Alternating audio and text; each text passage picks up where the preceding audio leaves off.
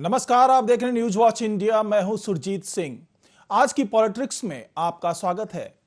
नोटबंदी पिछले 6 साल से आर्थिक से ज्यादा सियासी मुद्दा बना हुआ था, लेकिन आज सुप्रीम कोर्ट ने उस पर पूर्ण विराम लगा दिया।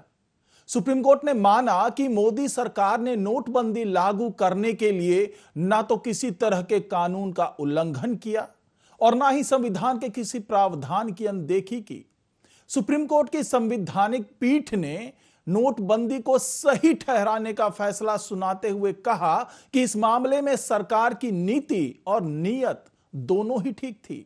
हालांकि सुप्रीम कोर्ट की इस 5 सदस्यीय पीठ में एक जज ने सरकार की मंशा पर सवाल खड़े किए। सुप्रीम कोर्ट के इस फैसले को बीजेपी अपनी जीत बता रही है, तो विपक्ष एक जज की आपत्ति को सरकार की नाकामी बताने पर तुला हुआ है। लेकिन सुप्रीम कोर्ट के इस फैसले ने विपक्ष के हाथ से एक बड़ा मुद्दा छीन लिया है। आज की पॉलिटिक्स में इसी मुद्दे पर चर्चा होगी और हमारे साथ तमाम मेहमान जुड़ गए हैं और उन मेहमानों से अब हम सीधी बातचीत करेंगे और हम जानना चाहेंगे कि क्या जो ये फैसला आया है सुप्रीम कोर्ट का, उस फैसले के बाद वाकई में विपक्ष से एक बड़ा मुद्दा छिन गया है। क्योंकि विपक्ष बार बार यही कह रहा था कि ये जो फैसला हुआ था वो तुगलकी फरमान था, मनमानी की गई थी और ये मोदी सरकार की बहुत बड़ी नाकामी है। और इस फैसले के लिए मोदी सरकार ने सुप्रीम कोर्ट से भी किसी तरीके का ना तो कोई सलाह मशविरा किया और ना ही उनसे पूछा कि क्या यह फैसला सही हो सकता है, और सरकार ने मनमानी करते हुए यह फैसला लागू कर दिया और इसे तमाम नुकसान हुए, जो कि विपक्ष का कहना है। लेकिन आज जिस तरह से सुप्रीम कोर्ट ने फैसला सुनाया है, उसने अब मुहर लगा दी है सरकार के उस फैसले पर जिसमें नोटबंदी का फैसला किया गया था 2016 में। और सुप्रीम कोर्ट ने यह जरूर कहा है कि हम केवल इतनी ही बात कह सकते हैं कि सरकार ने किसी भी तरीके से ना तो कानून का उल्लंघन किया, ना किसी तरीके से संविधान के प्रावधानों का उल्लंघन किया, लेकिन हम उसके आफ्टर इफेक्ट या उसके कारण हुए जो तमाम प्रभाव हैं उस पर कोई टिप्पणी नहीं करेंगे, क्योंकि वो सुप्रीम कोर्ट की जुरिडिक्शन में नहीं आता था और जो तमाम याचिकाएं दी गई थी वो यही दी गई थी कि यह फैसला गलत था। लेकिन सुप्रीम कोर्ट ने आज साबित कर दिया कि यह फैसला सही था। तो इसी मुद्दे पर हमारे साथ चर्चा करने के लिए जुड़ गए तमाम मेहमान। आपका मैं परिचय करा देता हूं इन मेहमानों से। चंद्रेश कुमार सिंह हमारे साथ जुड़े हैं, कांग्रेस प्रवक्ता हैं। देवराज आहूजा बीजेपी प्रवक्ता। आशीष पांडे सुप्रीम कोर्ट के अधिवक्ता हैं। निरंजन पोद्दार राजनीतिक विश्लेषक। ये सभी मेहमान हमारे साथ जुड़ चुके हैं और बारी बारी से उनसे हम समझना चाहेंगे कि आखिरकार जो ये आज फैसला आया है सुप्रीम कोर्ट का, उस फैसले को लेकर के वो क्या सोच रहे हैं। क्योंकि विपक्ष अभी भी ये कह रहा है कि जो फैसला हुआ है भले ही वो सरकार के पक्ष में हुआ हो, लेकिन सरकार ने जो तमाम फैसले के जो फायदे गिनाए थे उस वक्त नोटबंदी के फैसले के, वो फैसले के फायदे अभी तक उन्हें मिल नहीं पाए। मतलब जो आर्थिक स्तर पे जो सुधार होना था, जो तमाम दावे किए थे सरकार ने, वो खोखले साबित हो रहे हैं। तो पहला सवाल चंद्रेश जी आपसे ही बनता है, आप कांग्रेस से जुड़े हैं, कांग्रेस प्रवक्ता हैं। तो चंद्रेश जी, आप लोगों को क्यों ऐसा लगता है कि जो नोटबंदी का फैसला हुआ था वो सही नहीं है, जबकि आज सुप्रीम कोर्ट ने भी उस पर मुहर लगा दी है? देखिए, सुप्रीम कोर्ट के निर्णयों पर मैं कोई प्रश्न नहीं खड़ा करना चाहता। हाँ। सुप्रीम कोर्ट के जज इस पूरे मामले को विधिक तरीके से देखने और समझने की कोशिश किए होंगे और उसी तरीके से उन्होंने अपनी जो है निर्णय सुनाए होंगे। सुप्रीम कोर्ट का जो निर्णय है उसका हम स्वागत करते हैं, सम्मान करते हैं। सुप्रीम कोर्ट की एक जज नोटबंदी से अपनी सहमत नहीं रखती थी, उन्होंने अपना जो मत था वो दिया, वो भी हमारे सामने है। राहुल गांधी जी ने नोटबंदी के समय ये स्पष्ट कर दिया था कि यह नोटबंदी देश के आर्थिक और सामाजिक हित में नहीं है। और तब उन्होंने इसकी कानूनी प्रक्रिया पर मात्र सवाल नहीं खड़ा किया, इसके दूरगामी जो दुष्परिणाम हमारे सामने आ सकते हैं उस पर उन्होंने सवाल खड़ा किया। और आगे यदि हम नोटबंदी की समीक्षा करें, ये सुप्रीम कोर्ट से ज्यादा महत्वपूर्ण अर्थशास्त्रियों के समीक्षा का विषय है कि सुप्रीम कोर्ट जो नोटबंदी के जो निर्णय हैं वो कितने सक्सेस हुए। तो आपने देखा कि नोटबंदी के बाद अचानक से प्रधानमंत्री जी आए, रात को अनाउंस कर दिए कल से नोटबंदी। ठीक अगले दिन लोगों की क्या स्थिति हुई, उसके कई महीनों तक लोगों की क्या स्थिति हुई लोगों ने देखा। आरबीआई के पूर्व गवर्नर का ये स्टेटमेंट है कि 1,000 रुपए को नोट को बंद करके 2,000 के नोट को चालू करना और कहना कि इससे ब्लैक मनी रुक जाएगी, यह एक हास्यास्पद निर्णय था।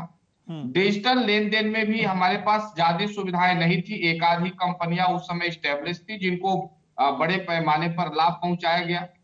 दूसरी चीज हम देखें तो पिछले 8 साल में आप देखिए कि स्विस बैंक में भारतीयों का काला धन दोगुना हो गया है। ये बताता है कि नोटबंदी कहीं से भी सफल नहीं रहा। दूसरी बात कि वर्ल्ड इकोनॉमिक फोरम का रिपोर्ट है कि भारत में 84% परिवारों की आय में कमी हुई है और पिछली साल जब कोविड काल में अर्थव्यवस्था बंद थी तब अरबपतियों की संख्या 102 से 142 हो गई। तो जो हमारे छोटे स्टार्टअप थे ये प्रमाणित करता है कि देश में बेरोजगारी बढ़ा है, महंगाई बढ़ा है, ये इस बात को प्रूव करता है। देखिए चंद्रेश जी, नोटबंदी के बाद जो स्टार्टअप है, चंद्रेश जी, जो हमारे छोटे कल कारखाने और उद्योग धंधे हैं उन पर चंद्रेश बहुत बुरा असर पड़ा है, चंद्रेश जी आम नागरिकों पर इसका बुरा असर पड़ा है। ठीक है चंद्रेश जी सुनिए, पहले तो अभी बहुत लंबी बहस पहले दौर में नहीं करेंगे, और दूसरी बात है कि हम लोग थोड़ा सिलसिलेवार तरीके से चलेंगे क्योंकि इसके दो मायने हैं, दो चीजों पे बहस होनी है। पहली बहस इस बात पे होनी है जो मैंने आपसे सवाल किया था कि क्या ये जो फैसला लिया गया था वो गैर कानूनी फैसला था, क्योंकि जिस तरीके से विपक्ष आरोप लगा रहा था बार बार कि ये गैर कानूनी फैसला है, संविधान के प्रावधानों का उल्लंघन किया गया और रिजर्व बैंक से कोई बातचीत नहीं की गई, कोई सलाह मशविरा नहीं किया गया, तो कुल मिलाकर के ये असंवैधानिक फैसला था और गैर कानूनी फैसला था। लेकिन आज तो सुप्रीम कोर्ट ने मुहर लगा दिया, उसने कह दिया कि ना ये तो गैर संवैधानिक फैसला था और ना ही इसमें किसी तरीके कानून का उल्लंघन हुआ है। तो ये पहला सवाल है जिस पे अभी हम पहली बार चर्चा कर लें, क्योंकि इस मुद्दे पर तो आप लोगों को मुंह की खानी पड़ी है, ये तो बात आपको माननी पड़ेगी। तो देवराज आहूजा जी जिस तरीके से सुप्रीम से मुंह की नहीं खानी, ठीक है चंद्रेश जी लौटूंगा, आप कह रहे थे, आज भी हम कह रहे हैं हाँ। कि सरकार ने जो अचानक से आकर रात को नोटबंदी की घोषणा की वह पूर्ण रूप से जो है लोक हित में नहीं था, जनहित में नहीं था। देखिए लोक हित जनहित की बात हम बाद में करेंगे ना चंद्रेश जी, हो गया आपका चंद्रेश जी वो बाद में बात करेंगे, पहले तो ये देख लें कि ये संवैधानिक था कि नहीं था, ये गैर कानूनी तो नहीं था, इस पे तो आज सुप्रीम कोर्ट ने कह दिया। हाँ देवराज जी, जिस तरीके से सुप्रीम कोर्ट ने फैसला तो आपके पक्ष में सुना दिया है, लेकिन तमाम सवाल खड़े हो रहे हैं और 58 याचिकाओं को खारिज किया है सुप्रीम कोर्ट ने। लेकिन सवाल अभी जिस तरीके से चंद्रेश जी उठा रहे थे कि इसके फायदे नहीं हुए, हालांकि ये अभी भी मानने को तैयार नहीं है कि ये कानूनन सही था। जी जी धन्यवाद समय देने के लिए। जी तो ये आप ये देखिए कि 5 सदस्य हमारी जो सर्वोच्च अदालत है, माननीय सर्वोच्च न्यायालय, इनकी 5 सदस्य जो संविधान पीठ ने अपना फैसला दिया 4-1 से दिया।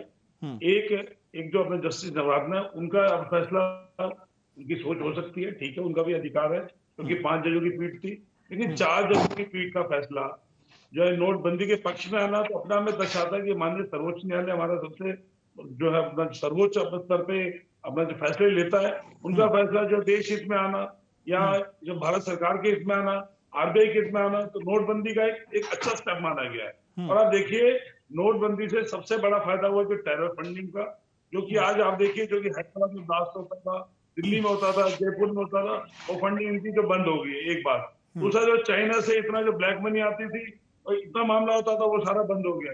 इनकी दुकानें जो बंद हो गई हैं, इनके 58 याचिकाओं में कितने अर्थशास्त्री होंगे, इनके राहुल गांधी ने चाहे सेंट्रल विस्टा का मामला था या इनका अपना कितने मामलों में उनको जो माफी मांगनी थी, अपना राफेल के मामले में, मतलब हर बात में झूठ बोलना और जो संवैधानिक पीठ को भी ना मानने को भी बैठे हमारे बीच में। आप ये देखिए कि जो भी देश हित के फैसले हैं वो भारत सरकार हो आदरणीय मोदी जी की हमेशा से सोच रही है। और देखिए 1946 में भी एक बार अपना जो नोटबंदी हुई थी, उसके बाद सन 1978 में केवल 3 दिन का समय दिया गया था, अपना फिर उसको 5 दिन बढ़ाया गया। तो हमने तो बड़े सिस्टमेटिकली तरीके से 52 दिन का समय भी दिया और भारत की जनता इतनी प्रसन्न हुई कि चाहे वो अपना इसमें जो देश का हित हो या इसमें अपना जो आर्थिक मुद्दे पे हो या अपना राजनीतिक मुद्दे पे, इनको दोनों मुद्दे पे खानी पड़ी। देश की जनता ने भी हमारा साथ दिया और संवैधानिक पीठ ने भी हमारा साथ दिया, क्योंकि हमारी नीयत जो है साफ है, देश के साथ है। चाहे वो अपना फौज के लिए अपने सारे अपने सभी अपना उपकरण लेने की बात हो, फौज को मजबूत करने की बात हो, या अपना गरीबों के साथ हो, किसानों की बात हो, हमने हमेशा जो है छोटे व्यापारियों को भी देखते हुए, क्योंकि इनके समय में आप देखिए कि बैंक के अंदर जो है उसका ट्रांजेक्शन कहीं नहीं होती थी, सारा पैसा जो बाहर बाहर चलता था, पता नहीं चलता था पैसा कहाँ गया है। आज आपकी जेब में पैसा जो हमारी जेब में है, वो केवल जो है आप ये लगा दिए कि सारा बैंक के ट्रांजेक्शन से होता है। किस स्तर पे बढ़ा, डिजिटल जो किस स्तर पे बढ़ा, तो कहने का अर्थ है कि देश का पैसा जो है वो जो सही तरीके से बैंकों के माध्यम से, एक नंबर के माध्यम से होने लगा। आज जीएसटी का देखिए 15% में 1,49,50,00,000 करोड़ रुपए हमारा जीएसटी कलेक्शन हुआ है। चलिए चलिए चलिए, ठीक है, अब इफेक्ट पे बात कर लेंगे। फायदे में आए हैं। ठीक है देवराज जी, तो अभी देश जो एक अच्छे मुद्दे पे बढ़ा है, इसके लिए तो आदरणीय मोदी जी को बधाई भी देनी चाहिए, देश को बधाई देनी चाहिए, ठीक है, और राहुल गांधी और तमाम विपक्षी नेताओं को उनको जो माफी मांगनी चाहिए जैसे मांगते हैं। चलिए देवराज जी, ठीक है, आपसे मैं दोबारा बात करूंगा। आशीष पांडे जी हमारे साथ हैं, अधिवक्ता हैं सुप्रीम कोर्ट के।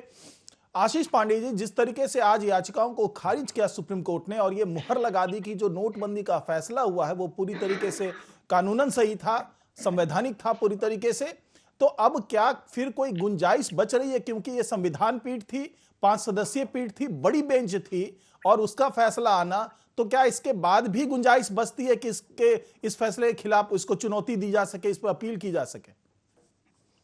देखिए सुरजीत जी, कॉन्स्टिट्यूशनल बेंच का डिसीजन था, लेकिन जो हमारे लीगल ऑप्शंस होते हैं इस फैसले को चैलेंज करने के, रिव्यू पिटीशंस वगैरह फाइल हो सकती हैं, उसका अपने एक प्रोसेस होता है। लेकिन मुझको व्यवहारिक तौर पर लगता नहीं है कि कोई भी पार्टी अब रिव्यू में जाएगी।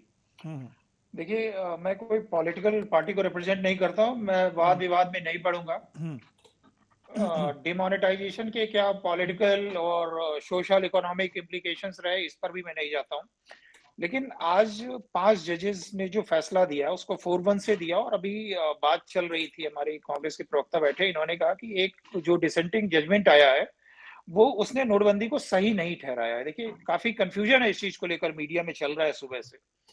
किसी भी जज ने नोटबंदी के ऑब्जेक्ट को लेकर कुछ नहीं कहा है, उसको क्रिटिसाइज नहीं किया है। सुप्रीम कोर्ट के सामने केवल एक क्वेश्चन था, जिस तरीके से नोटबंदी को इंप्लीमेंट किया गया, क्या वो तरीका कानून सम्मत था, क्या वो संविधान सम्मत था या नहीं था। 4 जजेस ने ये पाया कि नोटिफिकेशन का तरीका जो कि सरकार ने अपनाया under section 26(2) of RBI act, वो कानून सम्मत था, वो किसी संविधान के प्रोविजन को कॉन्ट्राडिक्ट नहीं करता है। जबकि जो डिसेंटिंग जजमेंट आया, उन्होंने ऑल्दो ये कहा, वो देखिए जजमेंट को मैं कोट करता हूं, वो ये कहती है कि मैं नोटबंदी के ऑब्जेक्ट को क्रिटिसाइज नहीं कर रही हूं, मैं उसके ऊपर कुछ नहीं कर रही हूं, वो भले ही कितना सही रहा हो। मेरा ये डिसीजन इस चीज पर बेस्ड है कि नोटिफिकेशन की बजाय इसके लिए पार्लियामेंट से एक एक्ट पास होना चाहिए था, और उसके थ्रू ये नोटबंदी की जानी चाहिए थी। जी सुरजीत जी।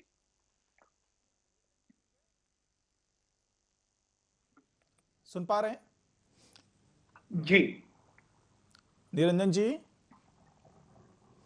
चलिए, निरंजन जी से नहीं जुड़ पा रहे, लेकिन आशीष जी, हमें ये समझने में थोड़ी सी मदद कीजिए कि उन्होंने ये जरूर कहा कि अध्यादेश नहीं लागू करना चाहिए था, वहां पे अगर हम एक्ट बनाते, हम संसद की राय ले लेते, संसद में अच्छे तरीके से पहले हम लोकसभा, राज्यसभा, फिर राष्ट्रपति से वो करवा करके एक एक्ट बना करके हम पालन करते तो ज्यादा बेहतर था। लेकिन आप अधिवक्ता है, इसलिए आपसे ये सवाल नहीं बनता, लेकिन फिर भी मैं ये समझने की कोशिश करूंगा कि अगर इतना लंबा प्रोसेस होता तो आपको लगता है कि जो नोटबंदी का जो एक गोल था, जो अचानक आकर के उन्होंने अनाउंसमेंट किया, जाहिर सी बात है कि बहुत अच्छा उन्हें भी नहीं लग रहा हुआ कि अचानक रातों रात सब कुछ बदल जाएगा। लेकिन अगर ये कानून बनाने का लंबा सफर तय किया जाता तो ये इतना प्रभावी हो पाता? जी, मैं व्यक्तिगत रूप से आपसे सहमत हूं कि शायद जो ऑब्जेक्ट है डिमोनेटाइजेशन का, हाँ, ये इको काफी ज्यादा, अगर आप इसको ठीक जी जी जी जी करवाता हूं। ये डिमोनेटाइजेशन का ऑब्जेक्ट पूरा नहीं हो पाता। हाँ, देखिए सुरजीत जी, इस चीज को भी हमें समझने की जरूरत है कि भारत एक डेमोक्रेसी है। विपक्षी दलों से आप ये उम्मीद नहीं कर सकते कि वो सरकार की ही लाइन टो करें। जी, जहां तक जो उसके सोशल और इकोनॉमिक इम्पैक्ट्स रहे हैं डिमोनेटाइजेशन के, विपक्षी दलों को पूरा अधिकार है इस प्रश्न को उठाने का कि डिमोनेटाइजेशन के फैसले से वो ऑब्जेक्ट्स पूरे नहीं हुए हैं और उसकी वजह से शायद आम जनता को परेशानी ज्यादा हुई है, लेकिन ये पॉलिटिकल डिस्कोर्स का विषय है, ना कि लीगल डिस्कोर्स का। जी जी, ठीक है। चंद्रेश जी, हाँ चंद्रेश जी सुन पा रहे हैं? जी जी जी हाँ, जी। अब मैं उस दूसरे मुद्दे पे जाऊंगा जिसमें यह है कि उसका कितना फायदा हुआ, कितना नुकसान हुआ, क्योंकि जो देवराज आहूजा जी हैं उन्होंने तो साफ साफ कह दिया कि इसके तमाम फायदे हुए हैं, लेकिन आप लोगों को ऐसा क्यों लगता है कि इसके नुकसान हुए हैं ज्यादा?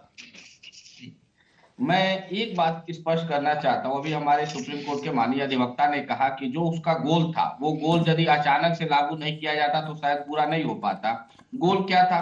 सरकार ने कहा कि देश के अंदर ब्लैक मनी है और नोटबंदी का उद्देश्य ब्लैक मनी को खत्म करना है, राइट। अब जब नोटबंदी के बाद जब मनी कलेक्शन हुआ तो हमने पाया कि 99% पैसे का कलेक्शन हो गया, जो ये बताता है कि देश के अंदर कोई काला धन नहीं था। दूसरी चीज, यदि उसमें देखें, यदि हम विदेशों को जो हमने कर्ज दिए हैं या कर्ज लिए हैं, यदि वो चीजें हम ऐड कर दें तो पैसे जो है वो एक्सेस हो जाते हैं, अधिक हो जाते हैं। जितना जितना मनी मार्केट में दौड़ रहा था उससे ज्यादा कलेक्शन हो गया। तो ये तो पूरा का पूरा एक रणनीति के साथ डिमोनेटाइजेशन करके गवर्नमेंट के द्वारा करप्शन किया गया। और ऐसा नहीं होता तो आप ये बताइए, स्विस बैंक में पिछले 8 साल में या नोटबंदी के बाद भारतीयों का ब्लैक मनी बढ़ा है या कम हुआ है? यदि स्विस बैंक में भारतीयों का ब्लैक मनी बढ़ा है तो स्वाभाविक बात है कि ये नोटबंदी अपने आप में बिल्कुल फेल हुआ, जैसा कि राहुल गांधी जी ने कहा था। दूसरी बात, जो छोटे मोटे उद्योग धंधे हैं, कल कारखाने हैं, छोटे व्यवसाय हैं, नोटबंदी का उनके ऊपर बहुत बुरा असर पड़ा। नोटबंदी और गलत जीएसटी के बाद हमने देखा कि बनारस का साड़ी उद्योग, भदोही का कालीन उद्योग, अलीगढ़ का ताला उद्योग, आगरा का कानपुर का चमड़ा उद्योग, मेरठ का खिलौना उद्योग, जो ये क्षेत्रीय उद्योग थे हमारे, उनके ऊपर भी बुरा असर पड़ा, जिसके कारण देश में बेरोजगारी तेजी से बढ़ी। यदि नोटबंदी के बाद स्विस बैंक में भारतीयों का काला धन बढ़ता है, अर्थव्यवस्था बंद होने के बाद उद्योगपतियों का ब्लैक मनी बढ़ जाता है, उनके पास धन अथाह बढ़ता है, आम आदमी के इनकम में गिरावट आती है, अनएम्प्लॉयमेंट बढ़ता है, इन्फ्लेशन बढ़ता है, तो ये स्पष्ट है। ठीक है चंद्रेश जी, अपने गोल को कंप्लीट करने में कंप्लीटली फेलियर रहा। ठीक है चंद्रेश जी, जैसा कि राहुल गांधी जी ने पहले ही भविष्यवाणी कर दिया था, ये हमारा पक्ष है। जी हाँ चंद्रेश जी, आपने तमाम उद्योगों को गिना दिया, आपने ये भी कहा कि बड़े पैमाने पे फैक्ट्री बंद हो गई, तो फैक्ट्री बंद हुई तब तो जो अलीगढ़ का ताला उद्योग था उसको तो चलना चाहिए था, क्योंकि अलीगढ़ में ताले बन रहे हैं और फैक्ट्रियां बहुत ज्यादा बंद हो रही हैं, तो ताला उद्योग तो बहुत फलना फूलना चाहिए था। खैर चलिए, निरंजन पोद्दार जी हमारे साथ जुड़ गए हैं, राजनीतिक विश्लेषक हैं। निरंजन जी, अभी बातचीत हो रही थी, आप शायद हमारे साथ जुड़े नहीं थे, आपका स्वागत है। अभी बातचीत हो रही थी और ये बात निकल करके सामने आई कि चंद्रेश जी का कहना है कि जो नोटबंदी का फैसला, भले सुप्रीम कोर्ट ने उस पर मुहर लगा दी है, लेकिन वो बड़े स्तर पर बहुत ही विफल रहा है, उसका कोई फायदा नहीं हुआ जिस तरीके से सरकार ने दावा किया, और अगर एक जज इससे संतुष्ट नहीं है तो इससे सवाल उठना लाजमी है। देखिए, ऐसा सुजीत जी, मैं इस बात को यहाँ से शुरू करूंगा कि कोई भी फैसला अगर सरकार की बात करें तो इसको आप दो भागों में बांट सकते हैं, एक संवैधानिक और एक व्यवहारिक। तो निश्चित रूप से देखिए, संवैधानिक रूप से यह फैसला सही हो सकता है। सुप्रीम कोर्ट ने जिस तरीके से आज वर्डिक्ट दिया है, तो सुप्रीम कोर्ट ने जो वर्डिक्ट दिया है वो संवैधानिक दृष्टिकोण से देखते हुए बताया है कि यह संवैधानिक रूप से फैसला उचित था। लेकिन अगर मैं बात करूं व्यवहारिक रूप से, तो देखिए ऐसा सुजीत जी, मैंने भी नोटबंदी के ऊपर बहुत सारी डिबेट्स की है और इसके ऊपर बहुत सारा अध्ययन किया है, और मैं ये नहीं कहता कि सरकार का मंतव्य गलत था या सरकार की नीयत गलत थी, लेकिन एक चीज निश्चित रूप से साबित हो गई है, और वो चीज ये है कि जो सरकार का तरीका था वो बिल्कुल अपरिहार्य था, वो तरीका मेरे हिसाब से अव्यवहारिक था, और उसी का परिणाम है कि नोटबंदी से जो लाभ सरकार गिना रही है या पार्टी के जो अधिकृत प्रवक्ता जिस तरीके से नोटबंदी से लाभ गिना रहे हैं, उससे ज्यादा नोटबंदी से हानि हुई है। इस चीज को कोई नकार नहीं सकता। अगर आप कहेंगे तो मैं सिलसिलेवार बता सकता हूं, क्योंकि पूरा का पूरा देश ये समझ लीजिए अघोषित रूप से लगभग 1 महीने के लिए लॉकडाउन में चला गया था। नोटबंदी के दौरान उद्योग धंधों के अंदर क्या गिरावट आई, नहीं गिरावट आई, ये एक अलग विषय है सुरजीत जी। लेकिन एक चीज आपने देखी होगी, उस समय आपके और हमारे घरों के अंदर 100 के नोट, 50 के नोट और 10-10, 20 के नोट से काम चल रहा था। यानी कि 500 और 1000, यानी कि जो बड़ी वाली करेंसी है वो बाजार के अंदर कहीं सर्कुलेशन में नहीं थे, तो व्यापार कहाँ होगा। जब मुझे एक बात बताइए, अगर 1 महीने 1.5 महीने के लिए पूरे देश का व्यापार रुक गया तो आप मान के चलिए कि 12 महीने में से 1.5 महीना निकाल दीजिए, यानी कि लगभग 10% उस साल का व्यापार गिरा व्यवहारिक रूप से। लेकिन यहाँ पे मैं एक चीज और कहना चाहूंगा सुरजीत जी, हो सकता है सरकार की नीयत अच्छी हो, और मैं ये नीयत क्यों कह रहा हूं, मैं नीयत इसलिए कह रहा हूं क्योंकि सुरजीत जी कई बार सरकार के फैसले की नीयत तो अच्छी होती है। मैं आपको इसके पूर्व में एक फैसले पे लेके जाता हूं, जब सन 1979-80 के दौरान जिस समय संजय गांधी सरकार के कर्ता धर्ता हुआ करते थे, तो उन्होंने एक फैसला लागू किया था। उस समय हमारे हिंदुस्तान के अंदर जनसंख्या नियंत्रण को लेकर के और जनसंख्या को नसबंदी कार्यक्रम लागू किया था।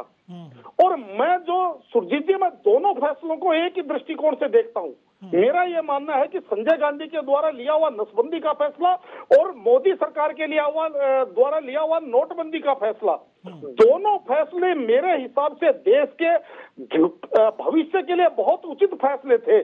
किंतु सरकार का ना उस टाइम नसबंदी के तरीका सही था और ना नोटबंदी का तरीका सही था। इसकी वजह से दोनों चीजें जो है वो बैकफायर कर गई। अगर सरकार सही तरीके से मशीनरी को, इसमें कमी कहाँ आई है सुरजीत जी, इसमें कमी आई है कि मशीनरी का फेल्योर था। यानी कि सरकार ने अपनी मशीनरी को जांचे बिना एक इतना बड़ा फैसला ले लिया कि 130-135 करोड़ की जनसंख्या, और उन्होंने ये नई चीज सोची कि यहाँ पे रग रग के अंदर करप्शन घुसा हुआ है। और जो ये जिस तरीके से बताते हैं कि भाई 80 लाख रुपए से ऊपर 32% लोगों ने 80 लाख रुपए से ऊपर पैसा जमा कराया, वो क्या था, क्या वो व्हाइट मनी थी? तो ये जमा किसने किया? जमा किया मशीनरी ने। ये जमा कैसे हुआ? ये जमा हुआ आपकी मशीनरी के लूप होल की वजह से। जैसे मैंने आपको बोला, अगर नसबंदी का फैसला 80 के दशक के अंदर सुरजीत जी अगर पूर्ण रूप से लागू होता, संजय गांधी की जो बात थी अगर वो सही मायने में उचित रूप से अगर वो लागू हो जाती, तो आज हमारा देश समझिए कहाँ होता।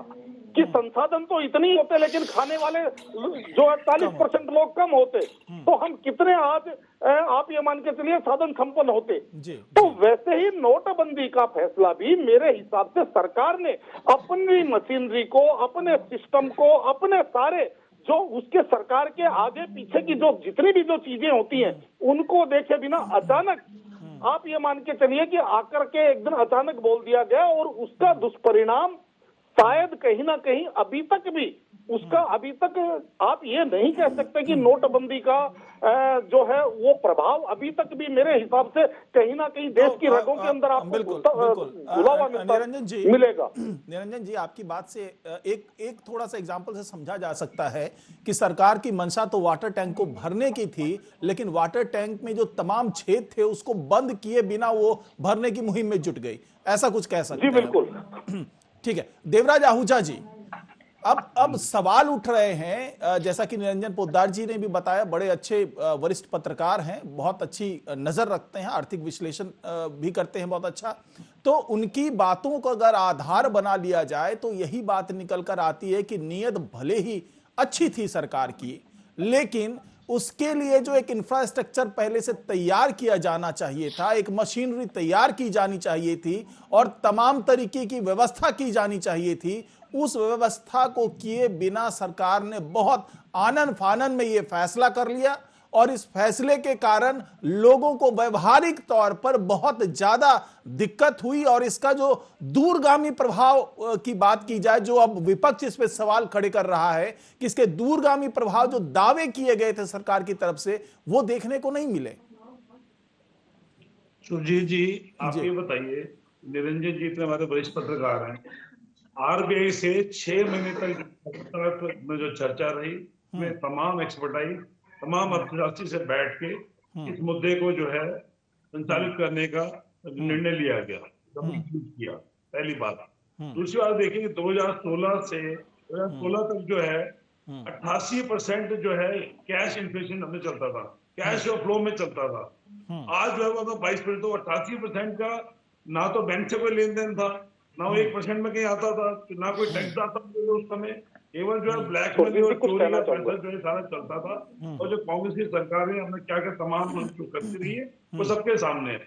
दूसरी बात आप देखिए, जैसे मैंने आपको जवाब दिया, चाहे वो सेंट्रल विस्तार की बात आई, अपील की बात आई, और अभी इनके अब कितने में मुद्दे सर्वोच्च न्यायालय में भारत सरकार के हर मुद्दों के खिलाफ जब याचिका लगाते हो और इनको मुंह की खानी पड़ती है, और फिर ये माफी भी मांगते हैं, इनके मुंह पे तमाचा भी लगता है। काउंटर करना पक्ष जो है वो किस राह पे चल रहा है देश। देखिए, सुप्रीम कोर्ट ने ये तो माना, और आप भी मान रहे, आपका पैनलिस्ट भी मान रहे, चाहे अधिवक्ता हो या पत्रकार हो, कि सरकार की मंशा सही थी। तो जब सरकार की मंशा सही होती है, तो उसमें मान लो अगर हमने 100% उसको एग्जीक्यूट करने का फैसला लिया, उसमें 2-4% तो कमी हो सकती है, ठीक है, कोई दिक्कत नहीं है। लेकिन जैसे जीएसटी हमने लागू किया था, हमें तमाम कमियां थी, लेकिन आज देखिए जीएसटी का 1,49 करोड़ रुपया जो है, आज उसकी जो कलेक्शन है कि 15% तो जीएसटी हमारा बढ़ा है। भाई, हमें जीएसटी का कलेक्शन नहीं जानना है, जीएसटी के कारण आम जनता। चंद्रेश जी आपके पास आएंगे। चंद्रेश जी आपको काउंटर करने का मौका मिलेगा। बताइए कि जीएसटी के कारण हमारे उद्योग धंधे, कल कारखाने, छोटे दुकानदार, मजदूर को क्या नुकसान हुआ। देखिए, एक बात मैं काउंटर क्वेश्चन एक करना चाहता हूँ, चंद्रेश जी क्वेश्चन मैं करना चाहता हूँ, मैं भाजपा के प्रवक्ता से, ठीक है, क्वेश्चन कीजिएगा। पहले भाजपा के प्रवक्ता को अपनी बात तो रखने दीजिए। हमारे सवाल को जवाब दें और ध्यानपूर्वक हमारे सवाल को सुने। देखिए, मैं आपके मन से मैं ये बात पूछना चाहता हूँ। नहीं, सुन लीजिए, पहले आप सुन लीजिए, पहले आप सुनना सीखिए। नहीं, तो बोलिए आप। चंद्रेश जी, अरे चंद्रेश जी जवाब दें। चंद्रेश जी थोड़ा सा पहले उनको अपनी बात रख लेने दीजिए, फिर सवाल जवाब होगा। देवराज जी अपनी बात रखने दीजिए। तीनों बातों का काउंटर करूंगा। हाँ ठीक है, डिजिटल माध्यम से हम जुड़े हुए हैं, कम से कम अपनी बात रखें, दूसरे की बात सुने। हम आपके बीच में नहीं बोले, आप 2 बार बोले। ठीक है देवराज जी, बोल रहे बीच में, जब आपकी बारी आई तो आप हमें बताइएगा, आप लिख के रख लेगा। ठीक है, अपनी बात रख लीजिए देवराज जी, उसके बाद हम निरंजन जी के पास भी जाएंगे और चंद्रेश जी के पास भी जाएंगे, और आशीष जी से भी कुछ। सब्सिडी की, इनकी सब्सिडी की जो बात होती थी, 3.5 करोड़ राशन कार्ड का पैसा जो है 60,000 करोड़ रुपया किस खाते में जाता था, वो राहुल गांधी लेते थे, सोनिया लेती थी, वो ही जाने, वो हमने बंद किया है, वो सारा क्लियर डाटा है उसमें। और तो जैसे मैंने कहा कि जो डिजिटल जो है, अब हमने जो डायरेक्ट अब बेनिफिट ट्रांसफर की बात की है, डायरेक्ट जो है, जो किसान के मामले में, मजदूर के मामले में डायरेक्ट पैसा जाता है उसमें तो कोई भी इसमें भ्रष्टाचार का कोई एक मामला है तो आप बता दें मुझे। चलिए ठीक है देवराज जी, ठीक है देवराज जी, हो रहे हैं उसमें भी इनकी बाधा डालना, और अब माननीय सर्वोच्च न्यायालय का फैसला आना, या देश में इनको जो है बिल्कुल मेरा एक काउंटर क्वेश्चन ले लीजिए, उसके बाद आप देवराज जी और बाकी लोग को समय दीजिए। मैं एक काउंटर देवराज जी, और 10 सेकंड का क्वेश्चन है, क्योंकि देश अब सुन लीजिए देवराज जी, अपने आप में बात रख ली। हाँ, अरे भैया, मैं एक काउंटर क्वेश्चन मात्र 10 सेकंड का क्वेश्चन करना चाहता हूँ। आपकी बात में जो है केवल मुझे 10 सेकंड। ठीक है देवराज जी, मात्र एक काउंटर देवराज जी, या राहुल खान हो, मैं उसका जवाब सबसे चाहूंगा। हाँ देवराज, हमारे पैनल में बैठे हुए जो भी लोग हैं, मैं मात्र 10 सेकंड देवराज जी सुन लीजिए चाहता हूँ। हाँ चंद्रेश जी, ये है डिमोनेटाइजेशन क्यों होता है? डिमोनेटाइजेशन के पीछे रीजन क्या होता है? एकमात्र उद्देश्य होता है डिमोनेटाइजेशन का कि जो अर्थव्यवस्था में ब्लैक मनी का फ्लो है उसको खत्म किया जाए, आप एक्सपर्टीज डिमोनेटाइजेशन के बाद नई करेंसी लाते हैं तो पुरानी जो ब्लैक मनी है वो या तो स्वतः खत्म हो जाएगी या तो उसका वापस रोड से ले लिया जाता है। देवराज जी सुन लीजिए, देवराज जी सुन लीजिए। 99% करेंसी का इन्होंने कलेक्शन किया, जो ये बताता है कि हमारी अर्थव्यवस्था में ब्लैक मनी का फ्लो नहीं था। यहीं पर डिमोनेटाइजेशन का प्रोसेस कंप्लीटली फेल्योर हो जाता है। आप बताइए कि डिमोनेटाइजेशन के तहत कितना ब्लैक मनी आपने पकड़ा? डिमोनेटाइजेशन का तो सीधे रिलेशन ब्लैक मनी से होता है। आप बताइए कि डिमोनेटाइजेशन के बाद आपने कितना ब्लैक मनी पकड़ा? भारत में कितना ब्लैक मनी था? इसका जवाब कौन देगा? चलिए चंद्रेश जी सवाल हो गया। तमाम अर्थशास्त्रियों ने अपनी बात रखी, तमाम विपक्षी नेताओं ने जब कोई अपील बनाई होगी, जब माननीय सर्वोच्च न्यायालय ने मूव किया होगा, सारी बातें ये क्या एक्सपर्ट आके बताएंगे या इनको जवाब दिया जाएगा इस बात का? तमाम बातें रखी गई है। उसके बाद माननीय सर्वोच्च न्यायालय ने ये अपना फैसला दिया जो हमारे पक्ष में दिया, भारत सरकार ने भारत के पक्ष में दिया है। आपकी तमाम दलीलें जो है शून्य हो चुकी है, आपकी बात की जनता भी नकार चुकी है और माननीय सर्वोच्च न्यायालय ने आपकी हर बात को नकारा है। ठीक है, 58 याचिका रद्द की आपकी, उसमें राहुल गांधी को माफी मांगनी चाहिए, आपको माफी मांगनी चाहिए कम से कम देश से। ठीक है देवराज जी देश का पैसा आपका भ्रष्टाचार में खाते हैं। और मैं जो सवाल पूछा उसका जवाब दीजिए देवराज जी। आपने ये बताइए भाई, भारतीय जनता पार्टी के प्रवक्ता महोदय, आपने कितना ब्लैक मनी पकड़ा? नोटबंदी के कारण आपने कितना ब्लैक मनी का कलेक्शन किया? ये बताइए कि देश में कितना ब्लैक मनी का फ्लो था। ठीक है, आप बताइए कौन जवाब देगा भाई? चलिए मैं भी सवाल करूंगा। आपके मुंह पे लगाया है तो कम उसको तो सहज लीजिए। चलिए निरंजन जी को बोले दीजिए आप, उसके बाद आशीष जी से भी बात होगी। चंद्रेश जी थोड़ा सा मौका दीजिए। फैसले किसी मुंह के ऊपर तमाचा होते हैं क्या? हर बात में बोलेंगे तो सुप्रीम कोर्ट के फैसले तमाचा होते हैं क्या? अजीब। चलिए देवराज जी इसको गलत इंटरप्रिटेशन नहीं करेंगे। देवराज जी ठीक है, देवराज जी आपको भी पता है, देवराज जी कोर्ट में आप कितना मूव करते हैं, आपकी बात कोई सुनता है, जनता सुनती है? देवराज जी कोई न्यायालय सुनता है? क्योंकि आपकी बात में भ्रष्टाचारी, चोरी, देश को लूटने की आदत, देशद्रोह की आदत। बता दो ना भैया कि कितना ब्लैक मनी आपने पकड़ा? जो पूछ रहे हो तो जवाब। ठीक है अब चंद्रेश जी आपका सवाल समझ में आ गया है। सवाल होगा के कंधे पर रख के बंदूक चलाएंगे, कहीं सुप्रीम कोर्ट के कंधे पर। अरे भाई साहब, देवराज जी, चंद्रेश जी कलेक्शन किया। चंद्रेश जी आपने ठीक है, आपका सवाल के द्वारा कंट्रोल किया तो स्विस बैंक में भारतीयों का काला धन गुना कैसे हो गया? ये मेरा सवाल है और मैं इसका जवाब चाहता हूँ। ठीक है, जवाब देना हो तो दीजिए, नहीं देना हो तो मंच छोड़कर भाग जाइए। कहिए हमारी सरकार के पास कोई जवाब नहीं है। राहुल गांधी माफी मांगेंगे ना? अरे देवराज जी, हम भाग रहे हैं। अरे आपने बताइए स्विस बैंक में भारतीयों का काला धन दूना। अरे चंद्रेश जी, आपने बताइए कि नोटबंदी के बाद आपने काले धन का कलेक्शन कितना किया? जवाब दीजिए। यहाँ पे अधिवक्ता भी बैठे, भाई सुन लीजिए ना, तर्क के आधार पे बात करनी है ना, बिना तर्क के बात नहीं होनी है। चलिए चंद्रेश जी एक मिनट रुक जाइए। हाँ निरंजन पोद्दार जी, अपनी बारी पर बोलिए प्लीज। हाँ निरंजन पोद्दार जी अपनी बात रखिए। देखिए सुरजीत जी, ऐसा है कि जैसे मैंने आपको पूर्व में कहा कि ये संवैधानिक रूप से फैसला सही हो सकता है, लेकिन कोर्ट ने व्यवहारिक मामले में इसके बारे में कोई इसके फायदे या नुकसान नहीं गिनवाए हैं, तो इसलिए ये नहीं कहना चाहिए कि कोर्ट ने इस फैसले को बहुत अच्छा फैसला बताया। पहली बात। दूसरी बात, जो अभी देवराज जी कह रहे थे, मैं आपको बताना चाहता हूं कि इनके तीनों फैक्ट जो है उनके बारे में मैं बात करना चाहता हूं। पहली बात तो इन्होंने कहा कि तमाम आर्थिक विशेषज्ञों से सलाह मशविरा करके यह फैसला लिया गया था नोटबंदी का। मैं आपको बताना चाहता हूं, आप मेरी बात से बिल्कुल इसको तस्दीक कर लीजिएगा देवराज जी, कि ये जो नोटबंदी का फैसला था ये तत्कालीन वित्त मंत्री अरुण जेटली जी की भी संज्ञान में नहीं था। ये केवल 3 लोगों के द्वारा लिया हुआ फैसला था। मैं तीनों के नाम भी बता सकता हूं, लेकिन यहाँ पे टीवी चैनल के ऊपर बैठ करके ऐसी बातें करना उचित नहीं होता, इसलिए मैं नाम नहीं बता रहा हूं। इसके अंदर आपको पता होगा, अंदर खाते सूत्रों से अरुण जेटली जी की नाराजगी भी हुई थी कि इतना बड़ा फैसला हुआ और मेरे को अंधेरे में रखा गया। ये आप पहली बात समझ लीजिए। तो इसलिए किसी वित्त विशेषज्ञों से कोई इतनी बड़ी लंबी डिस्कशन नहीं हुई, पहली सुधार कीजिए। दूसरा, आपने कहा कि जो कैश का प्रचलन है, देवराज जी यहाँ पे भी आप अपने आप को करेक्ट कीजिए कि 8 नवंबर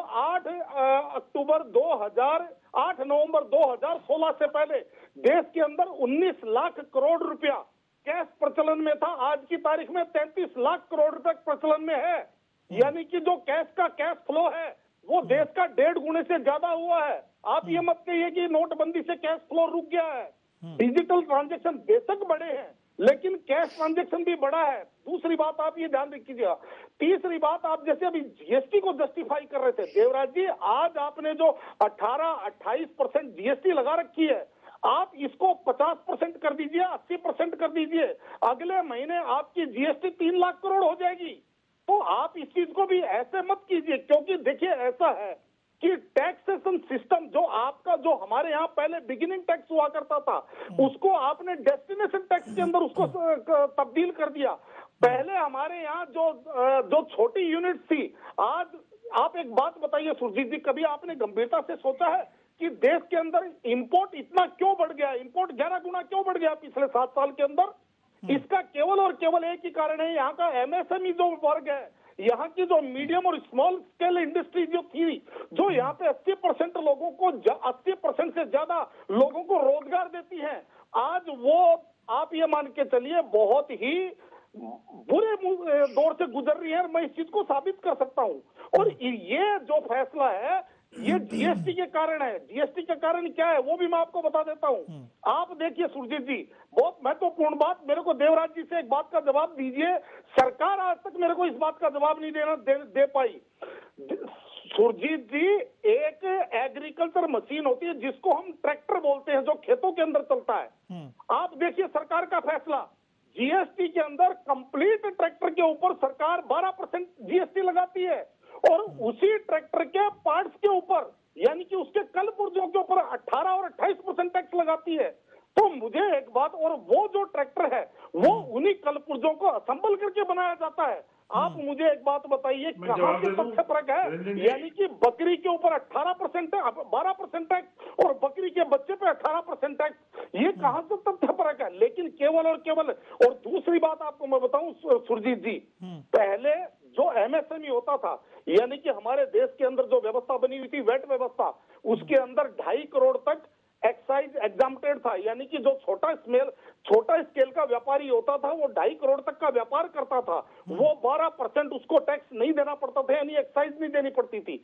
और आज जीएसटी के अंदर 1 रुपए से 18% यानी कि सिंगल टैक्स लागू हो जाता है। आज स्थिति ये आ गई सुरजीत जी, जो मीडियम और जो स्मॉल इंडस्ट्रियां क्यों डाउन जा रही है, उसका कारण ये है कि आज आप ये मान के चलिए 45 किलो का पहलवान और 70 किलो का पहलवान एक ही रिंग में एक अखाड़े में लड़ रहे हैं।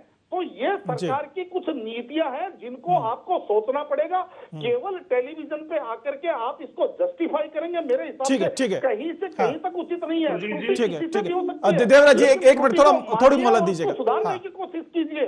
आपको अगर देश का भला चाहिए तो मैं ये सारी चीजें आपको ठीक है निरंजन जी, हाँ ठीक है। अभी मैं सवाल करना चाह रहा हूं आशीष पांडे जी से। आशीष पांडे जी, जिस तरीके से तमाम जो 58 याचिकाएं थी उसको खारिज कर दिया है सुप्रीम कोर्ट ने, लेकिन वो तमाम जो याचिका थी वो इस पे बेस्ड थी कि वो गैर संवैधानिक फैसला था, गैर कानूनी फैसला था, तो उसको चैलेंज किया गया था तमाम याचिकाओं में। लेकिन अगर अब ये पीआईएल डाला जाए कि जो उसका जो आफ्टर इफेक्ट हुआ, जो जनता पे उसका असर हुआ, वो बहुत गलत असर था, तो इसके लिए अगर सरकार को दोषी ठहराते हुए कोई याचिका डालना चाहे तो क्या इसको पीआईएल के श्रेणी में रख करके सुप्रीम कोर्ट इस पे याचिका को स्वीकार कर सकती है? लाइटर नोट, अगर ऐसी पीआईएल फाइल होती है तो उस जिस बंदे ने फाइल किया है उसके ऊपर फाइन लग जाएगा और याचिका डे 1 पर डिसमिस हो जाएगा। हाँ, मतलब अब इस मामले में इस तरह की कोई याचिका नहीं डाली जा सकती है। प्लीज मुझको कंप्लीट करने दीजिए जी। देखिए, इस जजमेंट में ही सुप्रीम कोर्ट ने क्लियर किया, अगर आप इसको ठीक करा देंगे तो मैं आई विल बी ग्रेटफुल। जी, जजमेंट में ही क्लियर किया है कि जो इकोनॉमिक पॉलिसी से रिलेटेड इश्यूज हैं उनके जुडिशियल रिव्यू का जो स्कोप होता है वो बहुत ही लिमिटेड होता है। वो मोस्टली प्रोसेस पर डिपेंड करता है, सरकार की पॉलिसी पर डिपेंड नहीं करता है। प्रोसेस अगर जस्टिफाइड है, कॉन्स्टिट्यूशनल है, तो किसी भी चुनी गई सरकार को अपनी पॉलिसीज को इम्प्लीमेंट करने का अधिकार होता है। अब देखिए, हमारे कांग्रेस के प्रवक्ता बैठे, इन्होंने 2 क्वेश्चंस पूछे थे। Because I am part of this panel, I am feeling obligated to answer those questions. पहला उन्होंने कहा कि क्योंकि मैंने कहा था कि शायद ऑब्जेक्ट पूरा नहीं होता अगर बड़ी लंबी चौड़ी प्रोसेस को अपनाया जाता। मैं आपको बहुत एक छोटा सा एग्जांपल देता हूँ, शायद उससे आप समझिए। लेट्स से मैं आज 7 तारीख है, अगले दिन डिमोनेटाइजेशन होना है और मेरे पास 100 रुपए हैं जो ब्लैक मनी है। ब्लैक मनी पर भी इशू आया तो मैं एक्सप्लेन करूंगा ब्लैक मनी क्यों क्या होती है और इसका डिमोनेटाइजेशन का इम्पैक्ट क्या हुआ है। अगर मेरे पास 100 रुपए है और मुझको ये पता है कि अगले 3 महीने के बाद डिमोनेटाइजेशन होना है, जो ब्लैक में मेरे पास पैसा रखा हुआ है मैं उसको जाकर किसी तरीके से बैंक में जमा करूंगा, लोगों को ढूंढूंगा जिनके नाम से पैसा जमा किया जा सकता है और उस पैसे को वापस सर्कुलेशन में ले आऊंगा। लेकिन अगर यही फैसला रैंडम एकदम से होता है, तुरंत होता है, तो मुझको वो समय नहीं मिल पाता है कि मैं एक लंबी चौड़ी स्ट्रेटजी बनाकर उस पैसे को वापस अपने अकाउंट्स में जमा करवा सकूं, जो अभी भी मेरे पास कैश में पड़ा हुआ है क्योंकि समय 3 घंटे का दिया गया था। देखिए होता क्या है, मैं लॉयर हूं, हमने बहुत सारे ऐसे केसेस डील किए हैं। कई लोगों के अपने पास जो कैश जमा हुआ था उसको डिफरेंट नामों से डिफरेंट पैन कार्ड्स लगाकर जमा करवाया गया और उन सबको इनकम टैक्स की नोटिसेस आई और वो अभी तक प्रोसेसेस चल रही हैं। पेनाल्टीज लगी, लोगों को पनिशमेंट्स मिले, वो एक लंबी चौड़ी प्रोसेस है जिसका कि एक ओवर सिंप्लीफिकेशन नहीं कर देना चाहिए। दूसरा क्वेश्चन ये उठा कि ब्लैक मनी क्या होता है। अगर 99% पैसा वापस बैंकों में आ गया तो क्या डिमोनेटाइजेशन फेल हो चुका? देखिए ये बहुत बड़ा एक परसेप्शन है, मैं पॉलिटिकल डिबेट में नहीं पढ़ रहा हूँ, ये बहुत ही गंभीर विषय है। पॉलिटिकल पार्टीज चाहे बीजेपी हो कांग्रेस आरोप प्रत्यारोप लगाएंगे, वो पॉलिटिकल डिस्कोर्स का पार्ट है। लेकिन ब्लैक मनी कोई एक ऐसी चीज नहीं होती जो बहुत ही हाइपोथेटिकल है। वो पैसा जो आपकी जेब में पड़ा है, मेरी जेब में पड़ा है, जिस पर टैक्स नहीं दिया जा रहा है, जो अनअकाउंटेड मनी है, उसको कहते हैं ब्लैक मनी। अगर वो पैसा बैंक में पहुंच जाता है किसी भी तरीके से, किसी भी कारणवश, और वो मनी अकाउंटेड मनी हो जाता है, तो टेक्निकली वो मनी ब्लैक मनी नहीं रह जाता है, क्योंकि वापस जब कोई आदमी उसको विड्रॉ करेगा, बैंक के पास, हमारे फाइनेंशियल सिस्टम के पास इस चीज का रिकॉर्ड होता है कि वो किसकी इनकम में जा रहा है। वो अनअकाउंटेड मनी से अकाउंटेड मनी में कन्वर्ट हो गया। तो ये कह देना कि 99% मनी वापस खातों में पहुंच गया, इसकी वजह से डिमोनेटाइजेशन खत्म फेल हो गया, ये शायद सही लाइन ऑफ आर्ग्यूमेंट नहीं है। पॉलिटिकल डिस्कोर्स अपनी जगह, वाद विवाद चलता रहेगा। जी नहीं, आप मैं 1 सेकेंड टोकूंगा यहाँ पर सर को। प्लीज। आपने अभी कहा कि अनअकाउंटेड और अकाउंटेड, यदि बैंक के पास पैसा चला गया तो अकाउंटेड हो गया और वो ब्लैक मनी नहीं है, ये आपका स्टेटमेंट था। तो जब 99% पैसा बैंक के पास चला गया और बैंक के पास ये रिकॉर्ड आ गया कि बैंक के पास कहां से पैसा आया, किस स्थिति में आया, किसके पास है, तो सरकार का जो आरोप था, जो तर्क था कि मार्केट के अंदर ब्लैक मनी का फ्लो बना हुआ है, वो तो तर्क वहीं पर झूठा हो जाता है, क्योंकि 90% से 99% से ऊपर पैसा सरकार के पास वापस आ गया, जिसे सरकार अनरिकॉर्डेड कह रही थी, अनअकाउंटेड कह रही थी, वो अकाउंटेड हो गया। पहली बात ये सर। दूसरी बात सर, कि यदि ब्लैक मनी को नोटबंदी के बाद कंट्रोल हुआ तो स्विस बैंक में भारतीयों का काला धन डबल कैसे हो गया? ये अपने आप में बहुत बड़ा तर्क है कि नोटबंदी के बाद स्विस बैंक में भारतीयों का ब्लैक मनी कैसे बढ़ गया। सर देखिए, मैं भी इकोनॉमिक्स का स्टूडेंट रहा हूं, तो अर्थव्यवस्था के बारे में हमें भी मालूम है। मैं भी यूपीएससी की तैयारी किया हूं। मैं प्रैक्टिशनर वकील नहीं हूं, अब आपका जवाब देंगे। पढ़ाई हमने भी की है, तो हमें भी चीजें मालूम है। ठीक है चंद्रेश जी, तर्क को झुठलाया नहीं जा सकता। मैंने क्या कहा, आपने सर मेरी बात सुन लीजिए, 2 सेकेंड की मेरी बात है, मैं मात्र 2 बात कहूंगा। आपने ही कहा कि यदि बैंक में पैसा आ जाता है, अकाउंटेड हो जाता है, that is not called black money, right?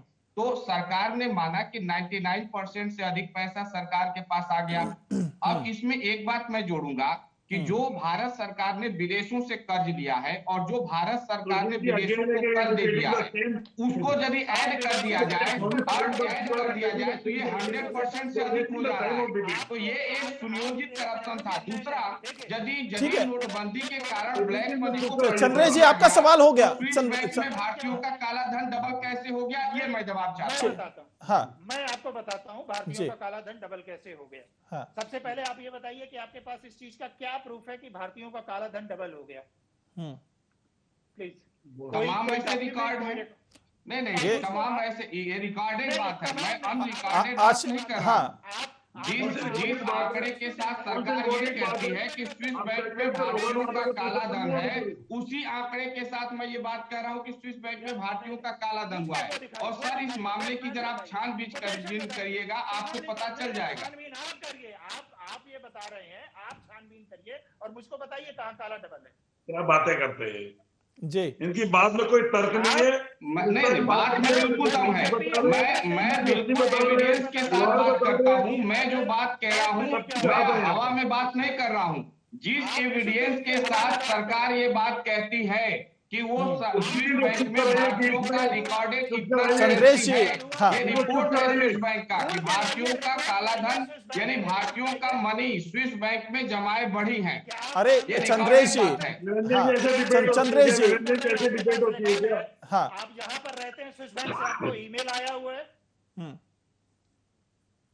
2014 में प्रधानमंत्री जी को स्विस बैंक का ईमेल आया था क्या, जो उन्होंने कहा कि स्विस बैंक से पैसा लाकर भारतीयों को बांट देंगे, 14 लाख सबके खाते में पहुंच जाएगा।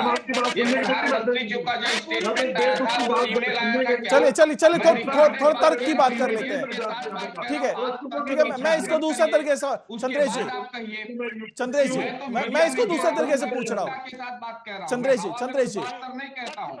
ठीक है चंद्रेश जी, एक मिनट का मौका दीजिए। एक राजनीतिक व्यक्ति नहीं हूं कि मैं उठाऊंगा और हवा में बात करके यहाँ से निकल जाऊंगा। अरे चंद्रेश जी, चंद्रेश जी, अब बीजेपी से जवाब ले लेते हैं। चंद्रेश जी, सवाल हो गया। चंद्रेश जी, मैं समझ गया आपका सवाल।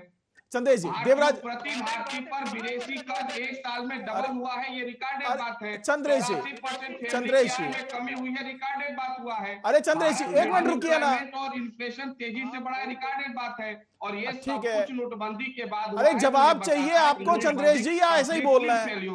चंद्रेश जी, जवाब ले लीजिए ना आप। देवराज आहूजा जी, जवाब दीजिए। सुजीत जी, पहले तो इनको जो मर्यादा सिखाई कि सबके बीच में बोल रहे हो, जो डिबेट को बिल्कुल जो डाइवर्ट करके खराब कर रहे हैं। ये अपने आप को एक्सपर्टाइज बता रहे हैं, यूपीएससी भी ये है, इकोनॉमिक्स भी ये है, कर्ज क्या होता है, इसके बाद भी इनको समझ नहीं आ रही कोई बात, डाइवर्ट कर रहे हैं मैटर को। सुजीत जी, देखिए, इनकी तर्कहीन बात पर जो अब जवाब देने से जो समय खराब होगा, माननीय देवता ने जवाब दे भी दिए, तो जो कि बनता नहीं था। अच्छा, कोई आंकड़ा नहीं है, बेतुकी की बातें करते हैं। अच्छा, खुद जो भ्रष्टाचार में लिप्त रही है। देवराज जी, एक आंकड़ा मैं देता हूँ। देवराज जी, एक आंकड़ा मैं दे रहा हूँ। देवराज जी, एक आंकड़ा मैं दे रहा हूँ। मुझे, हाँ देवराज जी, सुन लीजिए। मुझे क्वेश्चन किया कि संवैधानिक पीठ का जो फैसला था वो संवैधानिक था। देखिए, माननीय सर्वोच्च न्यायालय हमारे इमोशंस के ऊपर या हमारी इन बातों में नहीं जाता। जो तर्क होता है वो संविधान के तहत होता है। माननीय सर्वोच्च न्यायालय अधिवक्ता बैठे, जो भी बात संविधान के तहत होगी उनका जवाब है। आपने कहा कि व्यवहारिक बात नहीं, व्यवहारिक बात थोड़ी करेगा सुप्रीम कोर्ट। आप खुद इतने समझदार व्यक्ति हैं, अब मुझे बताइए, क्या सुप्रीम कोर्ट जो है अधिवक्ता बताएंगे इसमें क्या कभी व्यवहारिक बात करते हैं? कभी नहीं करते। जो याचिकाएं वहां पर आई, वहां पर उनके सामने आई, तो संवैधानिक पीठ जो 5 जजों की थी, उन्होंने हर उसको जो देखा, उन्होंने समझा, जो संविधान के तहत था उन्होंने फैसला दिया। अब ये तो कहेंगे नहीं कि इनसे तो फैसला क्या हुआ, इनका ये हुआ वो हुआ, व्यवहारिक बातें नहीं होती। जो एक्ट कहता है, आरबीआई एक्ट था, उसमें हमारा माननीय इसमें सर्वोच्च न्यायालय ने आरबीआई एक्ट के हिसाब से जो संविधान की धाराएं बोलती है उनके हिसाब से फैसला दिया, जो कि ये साबित हो गया कि हमारी नियत जो मंशा है बिल्कुल साफ की। एक बात दूसरी, आपने कहा कि जीएसटी में 28% या जो टैक्स, आपने बिल्कुल ठीक कहा। जीएसटी के अंदर देखिए, जब हमने जीएसटी लागू किया उस समय, जैसे मैंने कहा कि देश में पहली बार लागू हुआ सिस्टम, हमने उसको धीरे धीरे 28 से 18 पे भी लाए, 5 पे भी लाए, कई अपने चीजों को 12 पे भी लाए। ये सारी एक्सपर्टाइज चीजें जब जो है अपना वहां पे अपने एग्जीक्यूट होती है चीजें, तब पता लगता है कि जो देश की जनता को कहाँ नुकसान हो रहा है, हम उसमें भी जो काफी इसमें वो करते हैं, चेंजेस लाते हैं। तो कहने का केवल मात्र यही है कि जो माननीय सर्वोच्च न्यायालय का फैसला है वो तो एक अपना फैसला है ही है, वो तो बिल्कुल ऐतिहासिक फैसला है। उन्होंने भारत सरकार के पक्ष में दिया, लेकिन भारत की जनता को क्या फायदा हुआ, देश की रक्षा को क्या फायदा हुआ, हमारी जो डिजिटल जो है अपना जो ट्रांजेक्शन को क्या फायदा हुआ, बैंकों का क्या फायदा हुआ, देश में जो है पैसा 1 नंबर में आने लगा। आज हमारी देश की अर्थव्यवस्था विश्व में 5वें नंबर पे आई, ऐसे तो आई नहीं है, कोई हवाबाजी में तो आई नहीं। जैसे कांग्रेस के प्रवक्ता जो हवाबाजी में बात कर रहे हैं, देश में आज से 2014 से पहले 12वें नंबर पे थे हमारी अर्थव्यवस्था, आज 5वें नंबर पे आई। देखिए, ये जो एडवोकेट साहब साक्ष्य मांग रहे थे, ये नव भारत टाइम का लेख है, ये नव भारत टाइम का लेख है, इसको ध्यान से देखिए और स्पष्ट कहा है कि पिछले 1 साल में स्विस बैंक में भारतीयों का जमाएं 50% इंक्रीज हुई है। ये नव भारत टाइम का लेख है और आपने हमसे पूछा कि स्विस बैंक में भारत की तरफ से आपको ईमेल आया, सर ये नव भारत का टाइम है, आप जवाब मत दीजिए अपना मोबाइल खोलिए, ये नव भारत टाइम का लेख है और ये स्पष्ट है, ये लेख पढ़िए आप। चलिए चंद्रेश ये जी, नव भारत टाइम का लेख है। आपको मैं पढ़कर सुना रहा हूँ, स्विस बैंक में पिछले साल भारतीयों के जमा पैसे 50% बढ़े, हो गए 3,500 करोड़, 14 साल में सबसे ज्यादा। तो ये बताइए चंद्रेश जी मैं आपको जवाब दे देता हूँ। चंद्रेश जी, आपके जमा होंगे, चंद्रेश जी, आपका पैसा हो सर, चंद्रेश जी, आपका पैसा हो सर, ये तो इमीडियंस है ना, ये तो नव भारत अरे टाइम बताएगा ना। चंद्रेश जी सुन लीजिए, चंद्रेश जी सुन लीजिए, चंद्रेश जी, अरे सवाल कर लिया आपने, दिखा भी दिया, आप सुन लीजिए चंद्रेश जी। समय खराब कर रहे हैं, ये नव भारत टाइम का लेख है। अरे समझ लिया चंद्रेश जी कि नव भारत टाइम्स का लेख है, उसमें लिखा हुआ है कि स्विस बैंक में बहुत पैसा जमा हुआ है। अब समय मत खराब कीजिए चंद्रेश जी। चंद्रेश जी आपको समझ नहीं आ रहा, गरम किए आपको समझ नहीं आ रहा है, यहाँ बैठ के वितर्कहीन बात कर रहे हैं। चलिए चंद्रेश जी, पहले मैं मेरे सवाल का, ठीक है देवराज जी एक बार, मैं इस बहस का हिस्सा नहीं बनना चाहता, मैं मीडिएटर हूं, लेकिन मैं 2-4 सवाल में चंद्रेश जी आपसे करूंगा। वो ये कि पहले आप ये बताइए कि स्विस बैंक में अगर पैसे जमा हैं तो सारे पैसे काला धन है, ये आप कैसे प्रूव करेंगे, पहली बात। और दूसरी बात, अब आपका तर्क आएगा, मैं सुनिए, आप जो कहेंगे वो मुझे पता है। आप ये कहेंगे कि मोदी जी ने 2014 में कैसे कह दिया कि इतना काला धन है, तो उसके लिए भी मैं आपको बता दूं कि स्विस बैंक में वो पैसे जो स्विस बैंक से जो डेटा मंगवाए गए थे, जो पैसे हमारे भारत सरकार को इन्फॉर्म नहीं किया गया था, जिसने जमा किया गया था स्विस बैंक में पैसा, लेकिन उसका कोई रिकॉर्ड यहां पर इनकम टैक्स में नहीं दिया गया था, वैसे पैसे ही केवल काला धन हो सकते हैं। अगर स्विस बैंक में ज्यादा पैसा जमा हुए हैं और उसका रिकॉर्ड भारत सरकार के पास है तो उसे काला धन नहीं माना जाता है। पहली बात, आप इकोनॉमिक्स के स्टूडेंट हैं, आप ये समझ पाएंगे। और दूसरी बात मैं बता दूं कि ये जिस तरीके से अगर आपको अपनी बात रखनी है काला धन पे, तो आप इस तरीके से रख सकते हैं। ये मैं देवराज आहूजा जी से पूछूंगा कि देवराज जी, जिस तरीके से नोटबंदी लागू किया गया था तो उस पे 1.3 लाख करोड़ रुपीस काला धन निकालने की बात की गई थी, यह दावा किया गया था सरकार की तरफ से। लेकिन उसके बाद की बात कर लें तो अभी फिलहाल जो 500 और 2000 के नोट जारी किए गए थे, उसमें 9.23 लाख करोड़ रुपीस गायब हैं। मतलब वो रिकॉर्ड में नहीं है, वो ट्रांजैक्शन में नहीं है, वो कहीं भी ट्रांजैक्शन नहीं हो रहा है। तो इस पर सवाल उठता है कि आखिरकार आपने 1.3 लाख करोड़ तो निकाल करके बता दिया कि ये काला धन था, लेकिन अब जो 9.23 लाख करोड़ रुपीस गायब हैं, उसका क्या कहेंगे आप? देखिए, जो आपने ये शब्द का प्रयोग किया कि गायब है, ये तो सरासर तो गलत है और ये झूठा आरोप है। ये इसमें भी अपना कोई भी अपना गायब किया अपना कह ही नहीं सकते। हमारी अर्थव्यवस्था के अंदर इतना बड़ा अमाउंट जो है तो गायब हो जाना, तो देश की जो अर्थव्यवस्था है चरमरा जाएगी। अपना सुजीत जी, पहली बात तो आपका क्वेश्चन अपने आप में चलिए देवराज जी, देखिए आप मुझे पहली बात तो चंद्रेश जी मत समझिएगा, मैं जो भी कह रहा हूं वो तर्क के आधार पे कह रहा हूं। ये रिजर्व बैंक का जो उसकी रिपोर्ट जो आई है देवराज जी, अरे चंद्रेश जी मैं तो आपकी तरफ से बोल रहा हूं, तो सुन लीजिए ना। वही बातें सत्य है। अरे अभी तक 2014 से पहले स्विस बैंक में सारी जमाएं जो है वो काला धन होती थी और प्रधानमंत्री जी घर घर में 14 लाख पहुंचाते थे। अब कह रहे हैं कि 2014 में, अब ये बताइए इतना बड़ा ये नव भारत टाइम का एविडेंस है और इस पता नहीं है कि स्विस बैंक में जमा खैर चलिए समय की कमी है, समय की कमी है। 30,500 करोड़ पहुंचा, 14 साल में यह सबसे बड़ी रकम है। 2020 में स्विट्जरलैंड बैंक में भारतीयों का धन 20,000। चलिए समय अब समाप्त हो रहा है, समय समाप्त हो रहा है। हाँ देवराज जी, आखिरी प्रतिक्रिया कुछ देना चाहते हैं, दे दीजिए जल्दी में। बात करते हुए चंद्रेश सिंह देश हित में, समाज हित में और राष्ट्र हित में जो बात कह रहे हैं वो आपको आज नागवार गुजर रहा है। जिस दिन देश की बैंकें धड़ाम हो जाएगी और भारत जो है ठीक है चंद्रेश जी, जमायत खत्म हो जाएगी जी चलिए सभी मेहमान हमारे साथ जुड़े सभी का धन्यवाद आज की पॉलिटिक्स में अपनी बात रखने के लिए। लेकिन सवाल यही उठ रहा है कि ठीक है, सुप्रीम कोर्ट ने बहुत अच्छा जो डिसीजन लिया, जो उन्होंने बताया कि ये जो फैसला लिया सरकार ने वो किसी तरीके से असंवैधानिक नहीं है, किसी तरीके से गैर कानूनी फैसला नहीं था। जो भी किया गया वो कोई तुगलकी फरमान नहीं था, वो कोई मनमानी नहीं थी। बिल्कुल सही तरीके से, जिस तरीके से सरकार को अधिकार मिले हुए हैं उसी अधिकार का उपयोग करके उन्होंने इस फैसले को लागू किया। इसलिए इसमें कहीं भी किसी तरीके से न तो नीति में दिक्कत है ना ही नीयत में दिक्कत है। लेकिन विपक्ष का जो ये सवाल है कि जो व्यवहारिकता है, जो उस कानून को लागू करने के बाद जो तमाम परेशानियां हुई और जो विपक्ष का दावा है कि इस तरीके से आर्थिक संकट खड़ा हो गया देश में, हालांकि सरकार उसको काउंटर कर रही है और सरकार का यह कहना है कि उस फैसले के कारण जो है कैशलेस इकोनॉमी को बहुत बढ़ावा मिला है और काला धन पर उन्होंने रोक लगाने में सफलता पाई है। साथ ही जो सबसे बड़ा मुद्दा था वो था टेरर फंडिंग का, तो उस टेरर फंडिंग को भी रोकने में उन्हें बहुत सफलता हाथ लगी है। और एक और मुद्दा था, वो था नकली नोट का।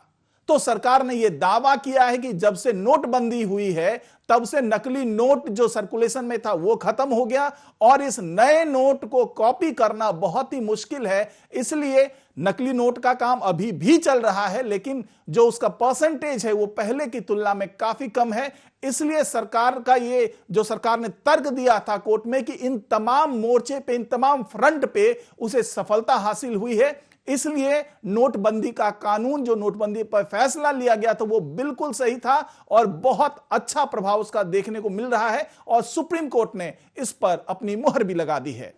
तो आज की पॉलिटिक्स में फिलहाल इतना ही। नमस्कार।